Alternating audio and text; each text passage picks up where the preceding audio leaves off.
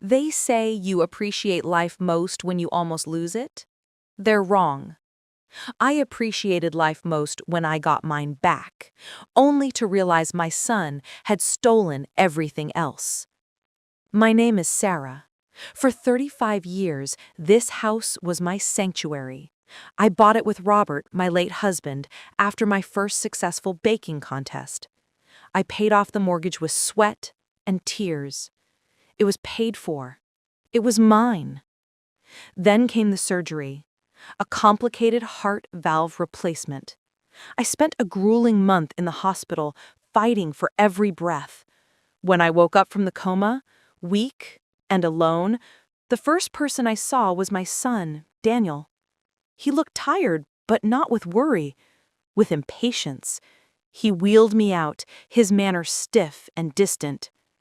As we pulled into the driveway, I felt a surge of relief. My home, my garden, my life. But as Daniel fumbled with the key in the lock, my fragile peace shattered. He couldn't open it. "The maintenance changed the locks, Mom," he muttered, too quickly, too loudly. "Some security upgrade while you were gone." I knew, deep in my weakened heart, it was a lie. Daniel finally pushed the door open with a new key. The smell hit me first. Cheap, synthetic air freshener trying to cover the scent of too many people and unfamiliar food. And then I saw them. The living room, my sacred space, was full of strangers, a loud, boisterous family. Luggage was stacked by the fireplace. A massive, garish sofa replaced my favorite antique reading chair. Daniel swallowed hard, pushing my wheelchair forward. "Mom, these are the Alvarezes, Jessica's family. They had some troubles and we thought, while you recuperate, they could stay here. They'll take care of you. We're going to sell the house soon." My daughter-in-law Jessica emerged smiling with a cold, calculated pity. "Welcome home, Sarah. It's for the best. You need constant care now, and Mrs. Alvarez is a fantastic caregiver." The Alvarez family, 6 of them, all strangers, looked at me not as the owner, but as the intruder. The mother, a heavy-set woman named Carmen, offered a stiff nod. "You can have the guest room, Sarah. We'll be in the master suite. It's better for supervision." My son, my own blood, had not only given my home to strangers, he had relegated me to the spare room. The next 24 hours were an agonizing blur. I was confined to the small guest room. Every noise from the living room, their loud laughter, their television, their endless booming conversations, a physical torment. Daniel and Jessica vanished, leaving Carmen Alvarez to supervise me. I tried to reason with Daniel on the phone. "You can't just sell my house. Where is the will? I left the house to David, my grandson." Daniel scoffed. "We updated the will, Mom. You're frail now. We're taking care of it. Stop making trouble." I spent hours focusing on one objective, finding my office. When Carmen finally left me alone, I painfully wheeled myself to my old office door. The lock was new, but I had a secret. My late husband, Robert, had installed a tiny, manual emergency key safe behind a loose baseboard panel. My hands, still weak, managed the tiny mechanism. Inside, I found the spare key and the key to the wall safe.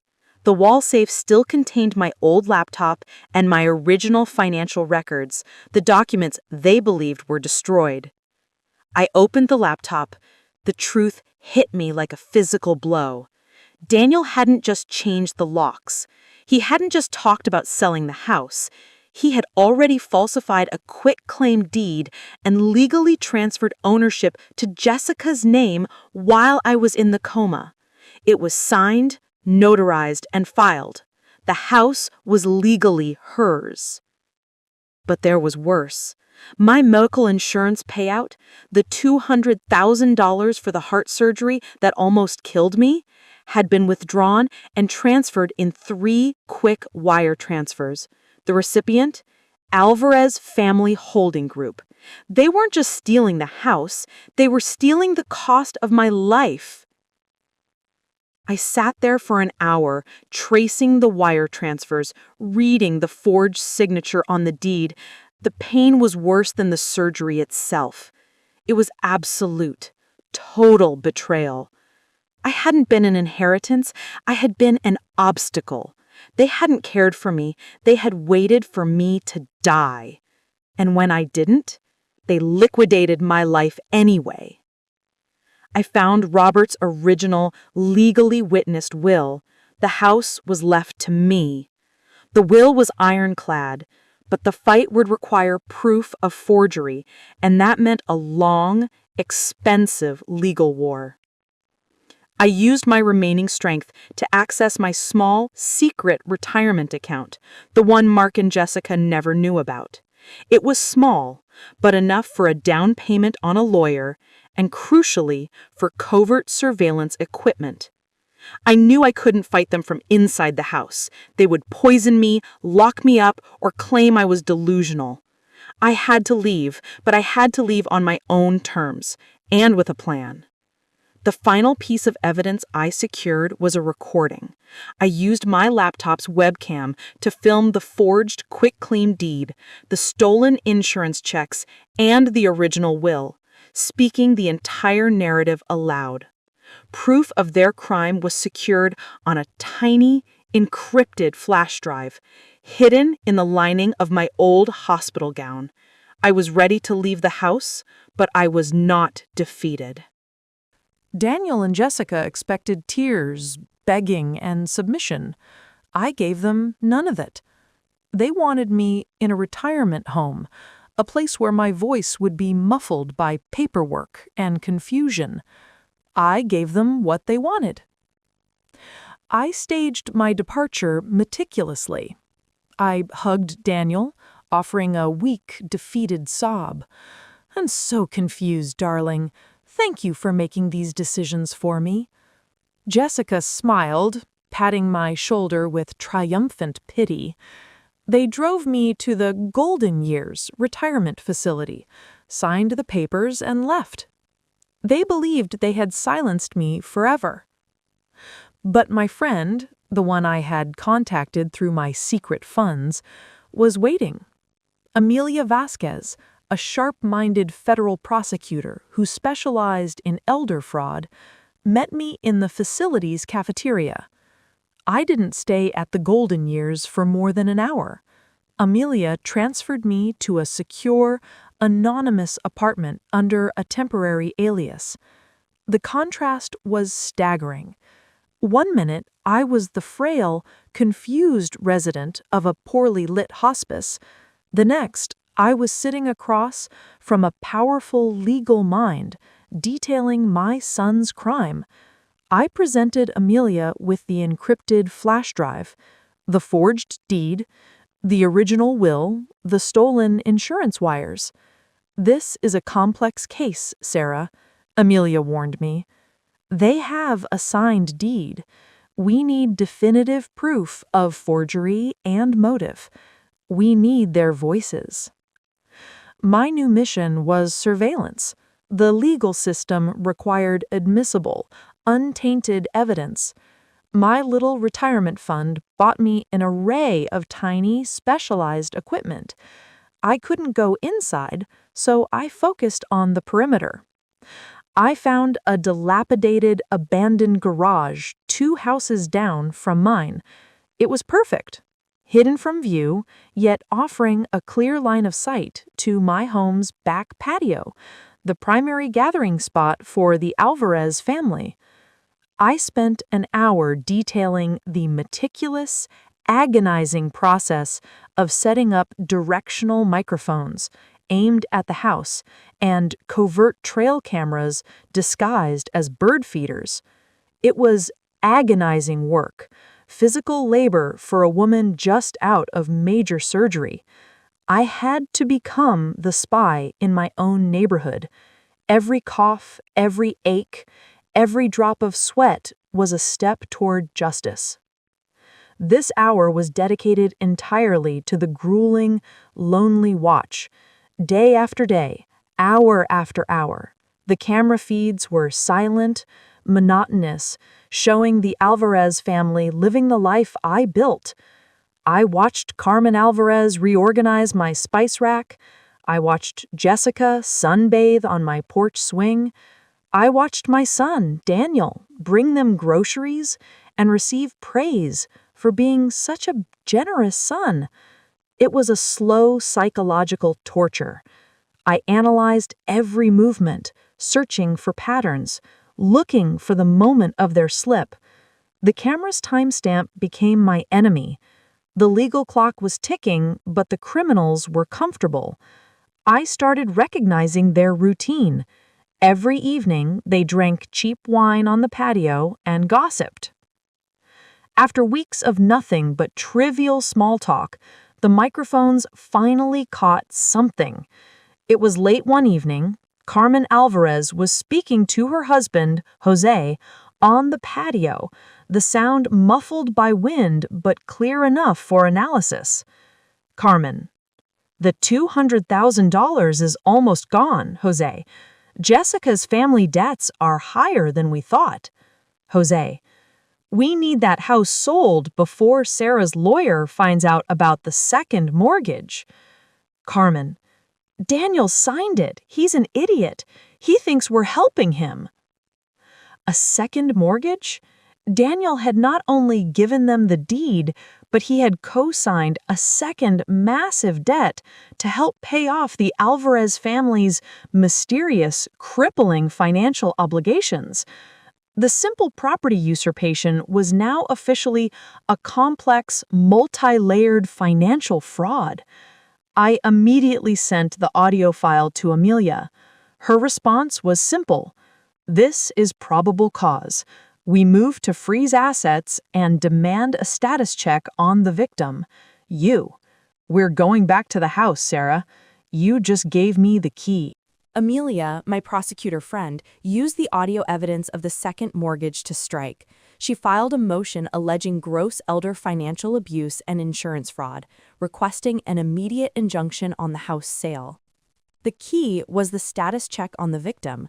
Since Daniel had falsely certified I was living comfortably in the retirement home, Amelia requested a mandatory social services check at the house to confirm my well-being with my caregivers, the Alvarezes. This was my ticket back inside. I spent an hour preparing, studying the house blueprints in my mind, memorizing the exact placement of their new furniture. The most critical element, a microscopic, specialized microphone Amelia provided. It was designed to look like a tiny spot of dust, perfect for placing in the living room's crown molding where the Alvarez family held their late-night meetings. I was no longer the victim. I was a legal operative. The day of the inspection, I arrived with Amelia and a non-uniformed social services worker. Daniel and Jessica met us on the porch, their faces tight with suppressed rage. "Mom, what is this?" Daniel hissed. I played the role perfectly, frail, slightly confused, leaning heavily on my cane. "Oh, darling, I'm just here for a checkup. The nice lady wants to see if my caregivers are treating me well." Carmen Alvarez, the mother, was furious, but tried to maintain control. They allowed the social services worker to tour the house, but kept me cornered in the living room, away from my old office. This was my ticket back inside. While the worker checked the kitchen, I feigned a coughing fit, dropping my cane. As Daniel and Jessica rushed to pick it up, I quickly flicked the dust-like microphone into the decorative molding above the fireplace. It was done. The house was now bugged. After the inspection, Jessica cornered me in the driveway, her voice low and venomous. "You get that lawyer off our backs or we'll declare you legally incompetent, Sarah. You'll never see this house again." She believed I was still under their control. I gave them a false trail. I pretended to break down, whispering that Daniel needed to find the lockbox key I hid in the house, the key that contained a secret life insurance policy only I knew about.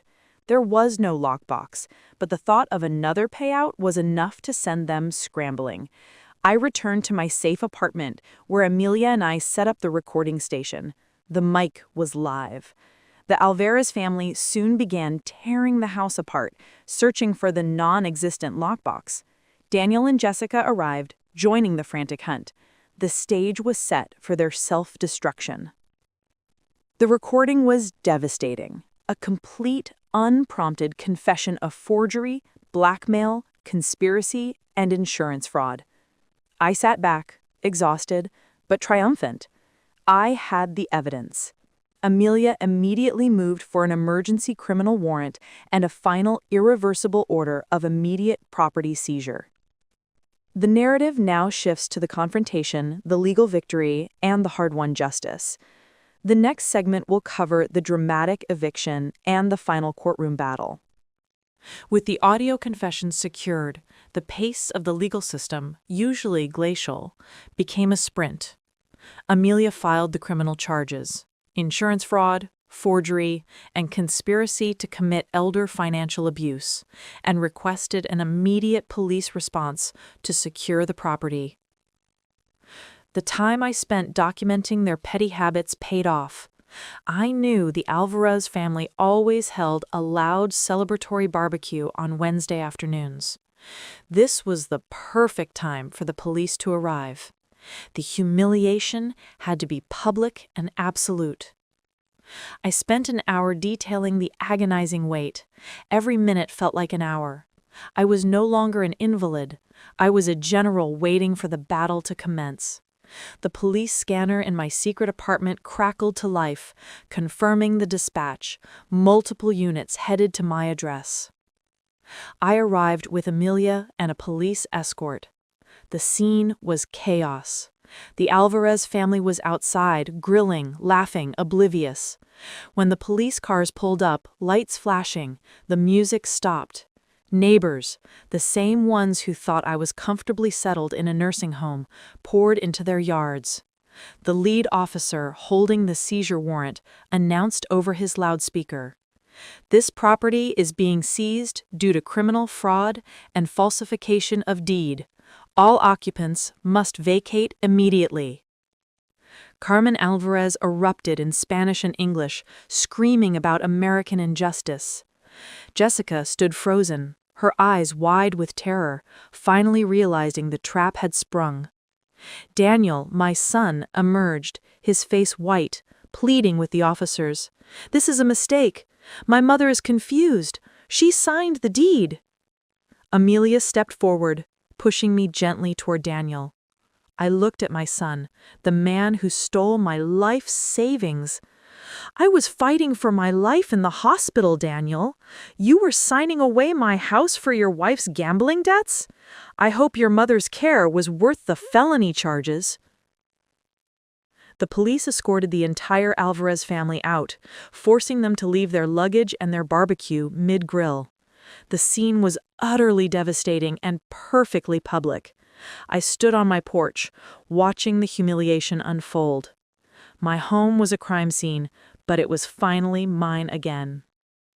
The hours immediately following the eviction were dedicated to evidence collection. The police secured the house, finding the documents I had left, the original will, the fake deed, and the evidence of the stolen insurance money. Daniel, Jessica, and Carmen Alvarez were arrested that night. I spent a long hour detailing my visit to the police station. Daniel was placed in an interrogation room. Detective Hayes, the good man who had helped me, showed him the recorded confession. Daniel collapsed. He confessed to signing the fake deed under duress from Carmen Alvarez, who had threatened to expose Daniel's own smaller personal financial frauds. He threw Jessica and her family completely under the bus. The most painful part was seeing the depth of Daniel's cowardice.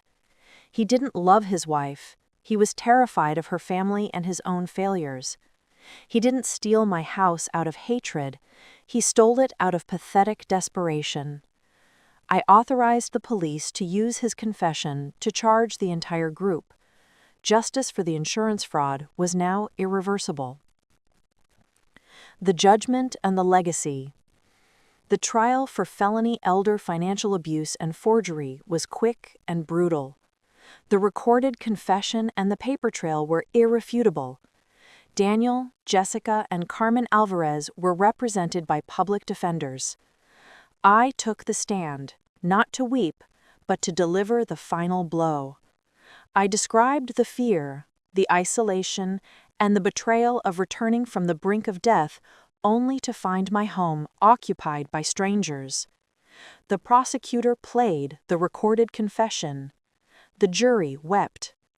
The ultimate betrayal was the cost of his cowardice. Daniel received 5 years in a minimum security facility. Jessica received 7 years for the forgery and insurance fraud. Carmen Alvarez, the mastermind of the blackmail, received 10 years. I won, but the house felt like a tomb. It was tainted. The memory of the laughter, the smell of the strangers, it was too much. The house was no longer my sanctuary. It was a monument to my loss. I spent an hour detailing the emotional decision. I would sell the house. I used the money recovered from the insurance fraud, plus the substantial damages awarded in a civil suit against the Alvarez family, to establish a large, enduring foundation. I named it the Robert and Sarah Foundation for Victims of Elder Abuse. I used the funds to open a network of safe houses for seniors who had been financially abused by their own families. My house became the first Sarah's sanctuary home. I detailed the emotional process of remodeling, of cleansing the space of the betrayal, and seeing other survivors find peace there. I moved into a small, simple apartment nearby, focusing on the foundation. I visit the sanctuary home often. I see the joy of other survivors, and I know my loss was not in vain. I lost a son, but I gained a purpose. The ultimate irony is that by trying to take everything, Daniel and Jessica allowed me to take my life back. I was no longer the quiet widow. I was the founder of a movement. And you, what would you have done? Would you have sold the house, or would you have tried to live in the tainted space? Let me know your thoughts on this agonizing journey of justice.